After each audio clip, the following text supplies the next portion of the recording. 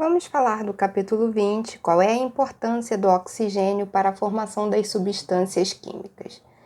Nesse capítulo, nós vamos falar dos óxidos, tá? Que é a última função que a gente estuda. Então, vamos falar das substâncias oxigenadas. O oxigênio ele é um elemento muito abundante na Terra, né? Ele participa de diversas substâncias. Ele pode fazer parte dos ácidos oxigenados, tá? Ele faz parte das bases, então da hidroxila, sempre vai estar presente o oxigênio. E portanto, ele vai fazer parte de todos os óxidos, ou seja, óxido, né? Os óxidos são compostos binários, são substâncias binárias que possuem o oxigênio como elemento mais eletronegativo, tá? Aquele que atrai os elétrons para si, tá? Com mais facilidade. Isso é o significado de eletronegatividade. Ou seja, obrigatoriamente na fórmula dos óxidos sempre vai ter o oxigênio. Então, a gente vai começar a ver esses exemplos a partir de agora, né, dentro desse capítulo.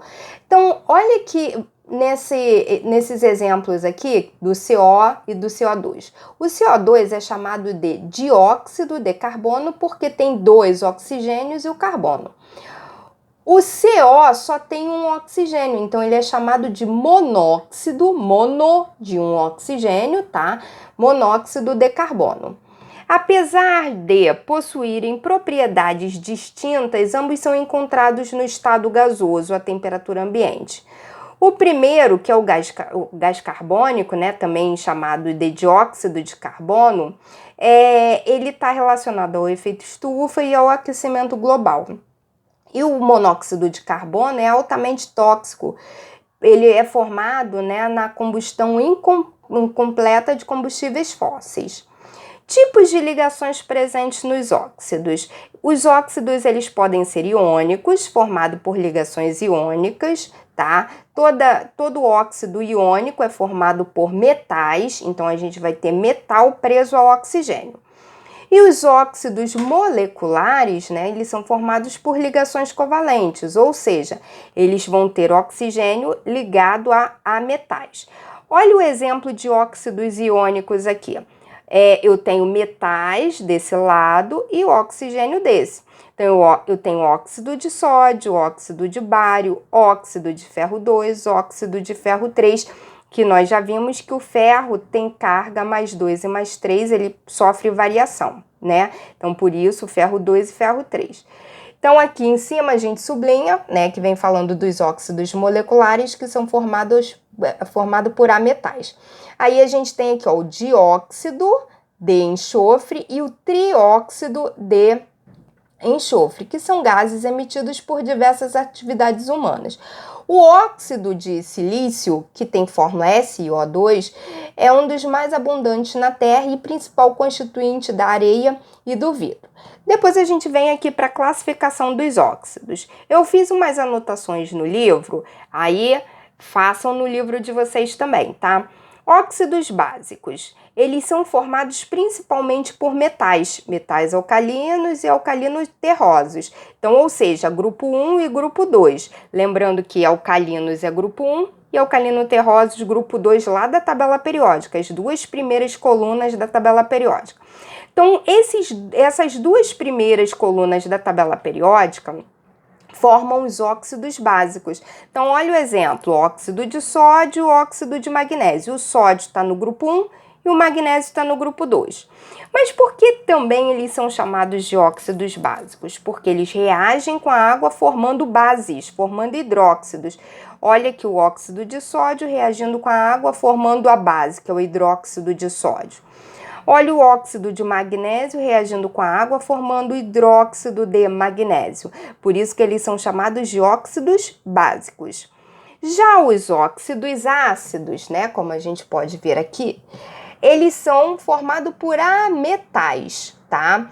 Então, podem ser formados por ligações covalentes, já que eles são formados por ametais.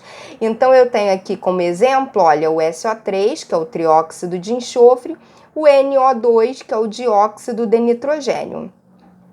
Reparem que esses óxidos, eles ao reagirem com a água, eles formam ácidos. Por isso, essa classificação. Todos são formados por ametais, enxofre, nitrogênio, tá? E quando reagem com a água, sempre formam ácidos, por isso, óxidos ácidos, tá? Vocês vão fazer essas atividades que eu marquei aqui, 1 e 2, tá? E vocês vão inserir aqui essa parte que eu escrevi aqui, que não tem no livro. Nós temos uma classificação que é chamada de óxidos neutros, também chamados de indiferentes ou inertes. Eles não reagem com ácidos, bases e nem com água, por isso que eles são chamados de neutros, tá? Indiferentes ou inertes, porque eles não reagem com nada. Só existem 3 tipos de óxidos neutros, CO, NO e N2O. Suas nomenclaturas são monóxido de carbono, o NO, monóxido de nitrogênio, e o N2O, que é monóxido de dinitrogênio. Tá vendo que a nomenclatura está relacionada com a quantidade de oxigênio? Como eu tenho um oxigênio só, então monóxido. Aqui, como aparece duas vezes o nitrogênio, então, por causa de 2 vezes o nitrogênio, tá? Aqui a gente tinha visto ó, o NO2, que é dióxido, 2 oxigênios de nitrogênio, tá?